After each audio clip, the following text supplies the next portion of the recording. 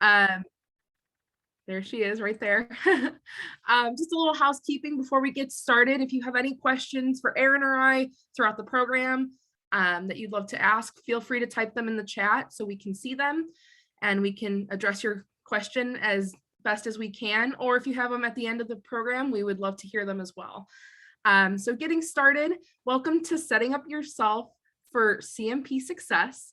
My name is Sarah Earl, and I am one of the educational leadership consultants at Central Office. So I'm very happy to be here today and walk through, what we're looking for CMP wise, what we're seeing, and kind of giving you the all guide of what to expect, when having all these requirements come up, and maybe this will be your first time engaging with CMP as an officer. So making sure you're really reacquainted with the system itself.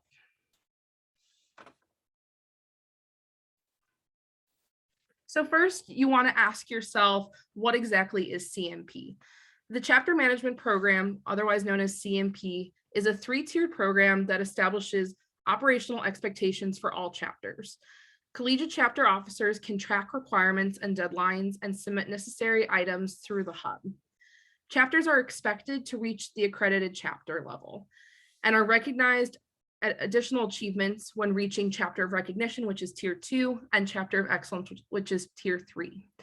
Each tier focuses on a different aspect of the chapter. So Tier 1 is going to be geared more towards the basic operations of a chapter, whereas Tier 2, Chapter of Recognition, will focus on involving and engaging with alumni members, and Tier 3 will focus on the engagement of campus and surrounding local community and having all those people come together.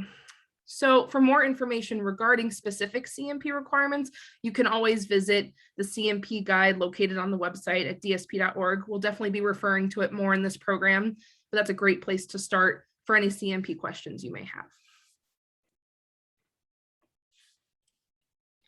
Okay, so when you first log into the hub, you land on your chapter's event calendar. On the left-hand side of the page, you'll see buttons where you can check on your CMP status, member roster, the dashboard of important information such as pledge education and invoices, as well as how to order supplies. We will go more in depth on the different aspects of the hub throughout this presentation. 2 additional tools your chapter can use is the chapter status report function found on the DSP website, which is that screenshot on the right side of the slide. The chapter status report allows you to generate various CMP reports, including reports of previous year's CMP statuses. And you can also find the CMP guide, which Sarah talked about in the previous slide, using that link on the slide, and we'll also go in more in depth on the future slide on how to find that resource on the DSP website. So next, you might be asking yourself, how exactly do I read the status reports when I'm looking at everything? There's just a bunch of dates and colors and requirements. What does this all mean? So when looking at your CMP status report, you will want to take note of a few things on the screen. First, the colors, like I mentioned, associated with your submissions and requirements. These colors are only going to appear for the accredited chapter level. And when you go to look at Chapter of Recognition or Chapter of Excellence, those are going to appear in black and white. A green box will indicate that your submission for the requirement is complete and approved. An orange box will indicate that there is a submission that has been completed, but maybe submitted late, which means it wasn't ultimately approved. A yellow box will also indicate the following submission is either pending approval from your local leadership or may need some resubmission. So typically with those yellow boxes, you will see some notes attached saying resubmit, this looks incorrect, you need to fix this, something. There will be a comment usually alongside that. And then lastly, a red box indicates a requirement is past due from its final deadline, which is considered not complete. Double check the notes section, like I just mentioned, of the reports for items not approved. It'll provide you more information and more context as to why the item was not approved and what you would still need to do to have it submitted again for approval. Another thing to note on is deadlines. So for each requirement, you will see a suggested deadline and a final deadline. These dates are generated based on policy and term dates based on your institution. Pay close attention to those dates to ensure your chapter is completing all that is necessary in the appropriate time frame. If you notice your term dates for any reason found on the chapter's dashboard are incorrect at your institution, please email hub@dsp.org immediately so we can get that resolved for you as soon as possible.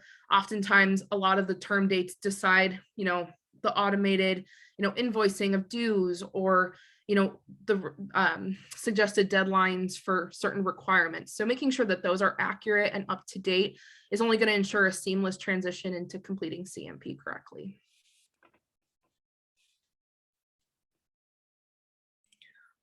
Next, I'm going to go more in depth on how to actually add an event to the calendar to receive CMP credit. So to receive credit for an event, the chapter must add the event to the chapter's calendar, which would then populate a form to be submitted for that event. To add event, you simply click on the top right corner and fill out the corresponding information. Once the information is submitted, the corresponding form should populate in the Forms tab. We recommend submitting the form as soon as the event is completed. These forms should not be completed prior to the event due to the form needing information that's only known after the event, such as attendance. So chapter and presidents and VPCOs have access to review and submit all forms. Other officers will only have access to the forms for CMP items that the officer is responsible for. If you are attempting to add an event to the calendar and the option you are looking for is not available, it may be the responsibility of another officer to create and submit that event.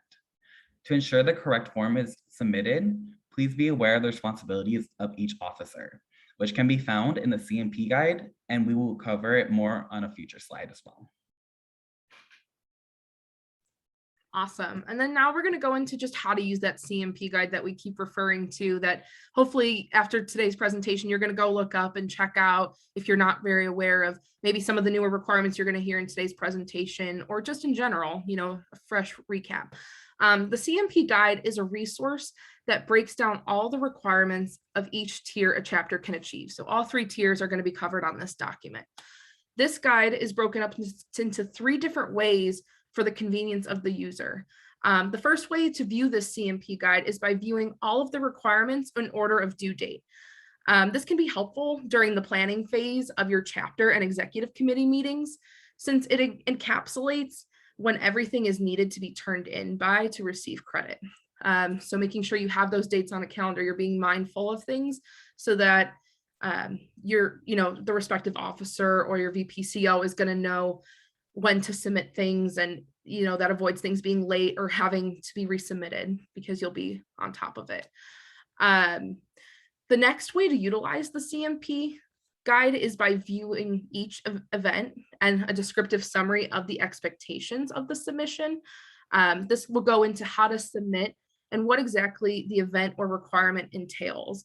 This brief summary can be very helpful to people who maybe don't know how to run a risk management event, or doesn't really know what the diversity assessment, consists of. This is a great tool to just, see exactly what central office is looking for when you're getting approved or denied or being resent to resubmit things, what exactly we're looking for and what that criteria looks like.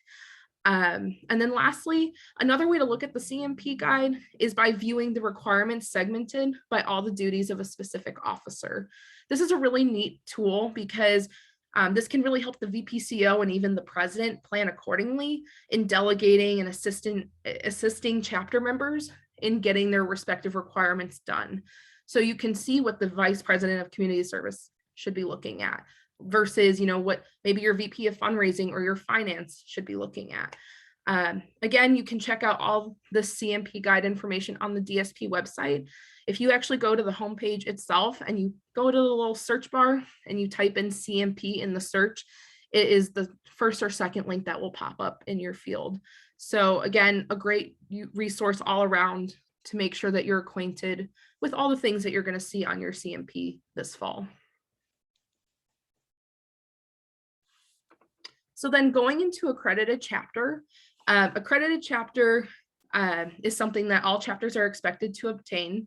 Chapters are expected to reach this first tier by having completed 100% of all the accredited tier requirements, which I know sounds like a lot, but you want to have at least a 95% approval rating of the requirements. So this means that the chapters can have up to 2 items not approved, and they will still be able to achieve accredited chapter. If a chapter has 3 or more of these items that are not approved, they can no longer be accredited or obtain higher tiers and go for, your chapter of recognition, your chapter of excellence. Some things to also keep in mind is also remember if the chapter sees a past due or not received, saying on the CMP, it means this item has not been yet completed. Chapters have to obtain 100% of the items completed to reach that accredited chapter level. So if a chapter becomes ineligible during the year to be in an accredited chapter, don't stop completing requirements. Information from forms can also be used for future planning. Requirements listed are broken up into different categories. So for instance, for accredited chapter, the CMP focuses on chapter management, pledging and initiation, financial, professional service activities, and national involvement and fraternity support. While the chapter president and vice president of chapter operations do have access to all these forms, it is in the duties and best practices of the respective officers in these titles to complete their portion of the CMP requirements. An example of this would be the Vice President of Community Service, submitting a form for community service that was held by the chapter. It is also a best practice for the Vice President of Chapter Operations to report the progress of the CMP requirements and relay it, at your executive committee meetings, your chapter meetings, making sure everybody is on the same page of where you're at in the CMP and who needs to help out where, and having that open communication with your chapter. So next, we're going to get into the tiers of CMP. So again, we did talk about a little bit of accredited chapter back there, but we wanted to show you a snapshot of one of the ways to read the CMP guide. Although it may seem like a lot or really overwhelming, the best tip to navigating these requirements is by having, again, your president or VPCO set deadlines for officers to complete their forms before suggested deadlines. This will allow submission times to be reviewed and submitted, and you still have time, well in advance if you need to resubmit or fix things or edit things, and this makes sure that it's also before the final deadline. This chart can be also found throughout the CMP guide for each achievement level. So this is the one for accredited chapter. It will outline each requirement and the suggested and final deadlines and which officer is responsible for its completion. So looking closer at that accredited chapter level, we did actually blow up a few examples. We wanted to point out 2 new requirements that you might be seeing on your hub in the fall. So having 20 dues paying members and maintaining no 90-day debt. These requirements were approved by the board and communicated over the last year. These have been added to the CMP requirements for the following year. These both require no submission and are automatically updated in correlation with the chapter and its status. So if you have questions specifically about these 2 requirements after reading the CMP guide, feel free to reach out to local leadership or us at central office so we can answer any question you may have about these. Also be aware of the previous requirements for professional activities of 7 events and community service of 6 events. These have been restored as well. So then going into chapter of recognition, the following requirements listed to reach chapter of recognition are as follows. Please note that in order to be of chapter of recognition, you must also fulfill all the requirements of the accredited chapter level. So this would mean obtaining the 100% completion and the 100% approval of accredited chapter in order to keep going on to chapter of recognition. So there are optional requirements when it comes to the chapter of recognition. As you notice, there will be 5 required chapter of recognition things listed that you need to complete 100% of. And then you'll notice that you'll have 6 of 8 options that are also included that a chapter can decide on completing 6 of the following, and that again will need 100% approval rating and completion. Chapter recognition requirements are a great way to utilize additional credits when submitting your forms for events. So for additional requirements for those who don't know, when you're setting up a calendar invite, or not a calendar invite, when you're setting up an event on the calendar in the hub, when you get that form populated after you have your event, you have the option of adding different additional requirements on top of whatever you were already trying to do. So a few examples of this could include having a community service event at Ronald McDonald House Charities. So not only would this count as your community service event, but it would also count for participation in a national service project, which you will notice is a chapter of recognition requirement. Another could be having a professional event about finance presented from an alumni brother who just recently graduated from your chapter. In this case, of course, it'll still be a professional event counted for accredited chapter, but you can use an additional credit to add professional event presented by an alumni member. So then lastly, we're going into Tier 3, Chapter of Excellence. The following are the requirements listed to reach Chapter of Excellence. Again, like very similar to Chapter of Recognition, before you can be a Chapter of Excellence, you must also meet the requirements of Accredited Chapter and Chapter of Recognition. The required items for Chapter of Excellence are as follows. These are also required 100% completion and 100% approval. And like shown, you will still have the required portion of Chapter of Excellence, and then a chapter must also complete and have approved the 6 of the 11 listed options that are also included in this little document that you see here on the presentation. This is another great opportunity to, again, utilize those additional credits. And some examples of that could include recognizing an outstanding alumnus during your alumni event. So this would be also fulfilling a Chapter of Recognition event, which is having the alumni event, but then you're also fulfilling something from Chapter of Excellence, which is recognizing an outstanding alumnus. So again, with proper planning, many of the events your chapter already has planned for the fall could also be suitable in achieving these additional credits. So definitely be mindful of these things when aiming to go for different tiers for your chapter. To receive a more in-depth look at these requirements and how they correlate with the duties of officers, again, I'm going to plug it again, guys. You can check out the CMP guide on the DSP website located there. Great resource and something that might answer a lot of your questions that you may have or may not understand. So I highly recommend checking that out. Okay, so for CMP submissions, they're recorded in a variety of ways. Some are automatic, such as Sarah said, the maintaining dues paying members and no 90-day debt. But some require the approval of chapter presidents and local volunteers, and some may require filling out a form by a specific officer. Just like Sarah said, we can't stress enough how helpful the CMP guide will be for you. It will outline how each item will need to be submitted. For example, how Sarah was talking about for professional event, and then on the professional event, you do additional credit. That is all outlined in the CMP guide, step by step on how to submit that event. We just wanted to point out a couple on how they work. The calendar module in conjunction with the forms module, the members module, and the dashboard module with all the pieces of the hub you will need to be familiar with for submitting CMP items.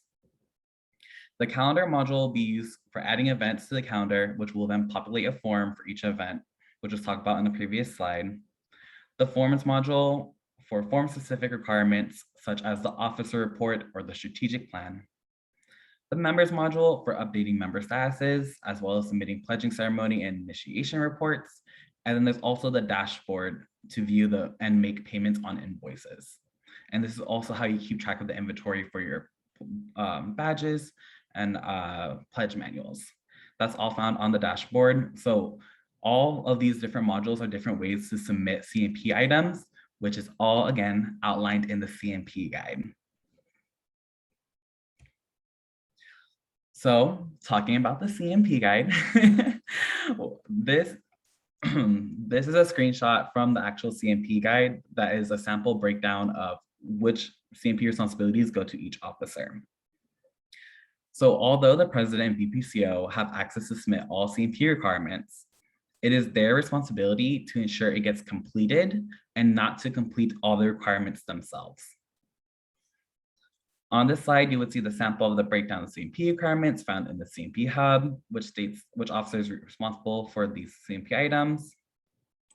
This breakdown is taken directly from the CMP, which can be referenced as a resource for your chapter, especially when discussing CMP topics, such as that calendar that Sarah was talking about. So maybe an executive committee, you bring up the CMP guide to use the dates calendar to help plan out your term. The CMP guide can be simply found by searching CMP guide on the DSP website. When looking at this breakdown, you might notice that some requirements may fall under multiple officers. This means that the requirement can be completed by any of the officers listed or required by all officers, such as the officer report. This is good to know, especially when adding the events to the calendar. An example of the CMP item that can be completed by several officers would be sponsor/co-sponsor a campus event. This can be completed by the VPPA, VPCS, VPCO, or president. However, when you're putting it onto the calendar hub, please follow the steps marked on the CMP guide, so you are ensuring you are receiving credit for that event, and make sure you're having the respective officer complete that form, such as if it was a co-sponsor event that's a professional event, please have your VPPA submitted. Vice versa with the community service event. To know how an officer can submit the item, these steps can also be found on the CMP guide, which I've been stating multiple times. As you can tell, we are really trying to push the CMP guide because it answers so many questions for every single chapter, which brings me to the resources that every person has, because these resources are found on the DSP website. By searching up VPCO on the DSP website, there's the first hyperlink, and it will take you to this web page that you see on your screen. It's the Collegiate Chapter Vice President Chapter Operations page. It has the VPCO's officer packet, which has hyperlinks to all the resources. Some of the resources are hyperlinked on the left-hand side in that purple section, and it will go through main steps and tips for a VPCO, which will cover a lot of what we're covering today for CMP. So highly recommend, please go to this webpage and read it thoroughly. And that pretty much concludes the presentation. We'll stay back and answer a Q&A portion. If you have any questions, you can unmute yourself, you can type in the chat. We're here to answer all the questions you may have.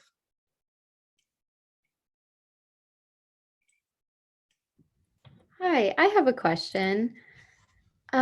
So regarding the calendar, I saw that just in the picture that you guys provided, that there was a place to put in like professional events and community service events and all of those things. So are we supposed to add anything that our chapter does, or just professional, community service, and chapter meetings?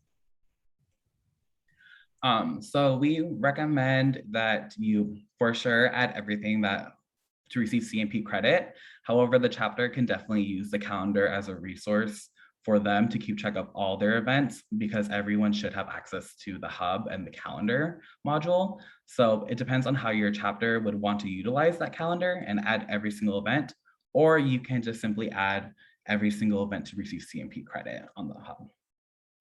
Got it. Thank you. And then one more question going off of that. Oh, I just lost my train of thought. Happens all the time, no worries. I literally had it in my mind. Let me think about it for 1 second. If anyone else needs to go. You are all good, Aubrey. Thank you. Anyone else? Good question. I had a question about the new requirement for needing to maintain 20 due-paying members. Is that just at any time that we drop below 20 due-paying members, or is that for like the full year? Because my chapter is currently sitting at 21 members, so we're really concerned about that new requirement. Do you want to take it, or do you want me to take it? I can, yeah. So what we know about dues paying members for the 20 dues paying members requirement is that will show up as green in your hub until dues payments are invoiced to your chapter. So again, this is sorry, I got a chat, I see. but this is something that you'll see when you get that invoice, it will change. So if you're at 21 members, like you said, and you have 21 dues paying members, then you'll be good for the fall. When the spring rolls around, hopefully you have a successful recruitment. You know, we always wish that upon everybody.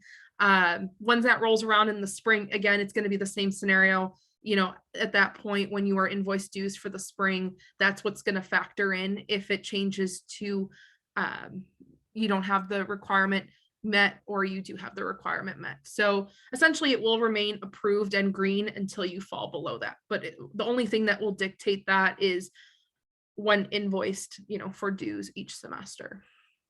So. I would like to add just a little bit more to that also, in case any chapter is wondering. Once you do go below that line when the due invoice is due, there is no receiving back that credit. Once you lose that credit for the academic year, it's lost and it'll only restart for the next CMP year. So if the fall you're starting with under 20 members when the due invoice is due, then you cannot go back because you gain more members in the spring. That is just a helpful tip for chapters. Yeah, but again, that that factors into what I was talking about earlier with accredited chapter. Again, you want to make sure you're completing 100% of the items, but you have a little bit of room to wiggle with the 95% approval. So if it ends up being that you guys are a smaller chapter and what Erin said is your reality, you would take that as one of your events that you didn't meet the requirement of. So you still had a buffer event, you know, just in case, like one thing not getting approved. Yeah. And again, just adding on to that, since it is a new requirement, there's a million questions regarding it. Pledges are not considered dues paying members. So it's currently all the current brothers in the chapter, like when that invoice is submitted or populated onto the account. So, is that like okay, so the 20 due paying members, is that like if you don't get that, like you automatically drop and you're not an accredited chapter, or is that one of the ones where you have the wiggle room that if you just do another one, then it's fine? Yes, it's one of those that you have the wiggle room. So if you do miss it, that's one of the 2 items that your chapter can miss. Okay, perfect. Thank you. Mm-hmm.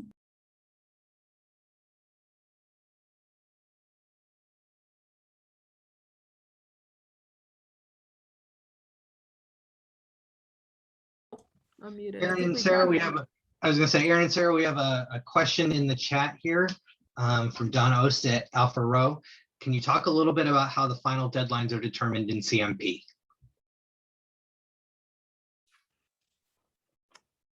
Erin, do you want this one or you want me to grab it? I think I know the answer to this. I'm pretty sure. We can bounce off of each other. So again, a couple of those deadlines are going to be based on policy. These are things that are voted on by the Grand Chapter and implemented into the National Policies and Procedures document.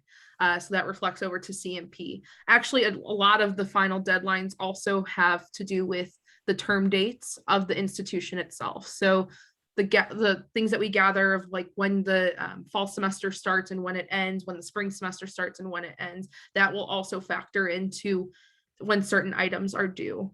Other final deadlines would include, you know, pledging and initiation specific items. So when a chapter, you know, submits their pledging program, the pledge education program, you know, those dates are also going to factor in when your pledge program is due in the hub, when your badge order is due, when that initiation report is due. I just want to point out something, clarify something that Sarah said. So deadlines are all policy driven, and since it's policies and procedures, that is a board vote, not necessarily the Grand Chapter. So that is how the dates on the report are populated by the term dates when we have for the chapters in our system, which calculates the dates based on the policies. So sometimes the policy is like Sarah said, 14 days after the term starts. We will look up your term date for that chapter for every single chapter, and it will populate by then, but it is policy. That's how the dates are finalized.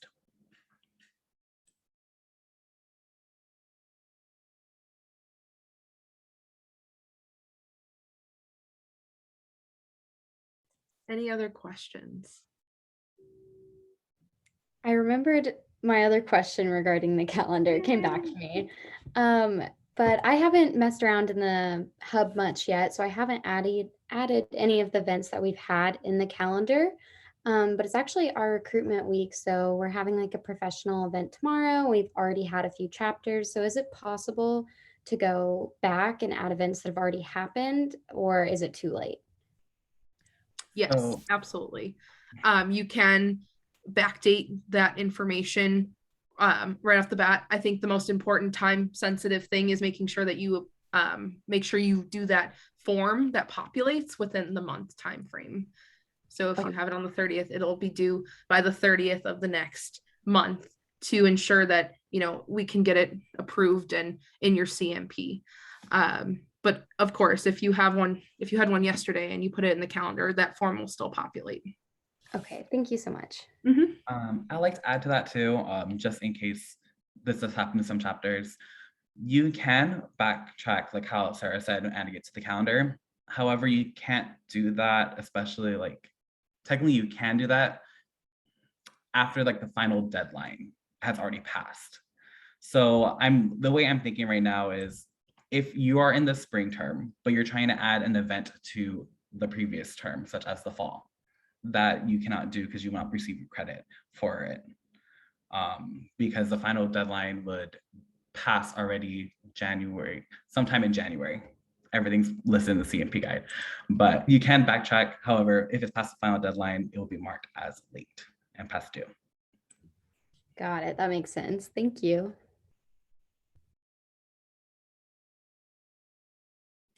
Any more questions from anybody, either in the chat or unmute yourself?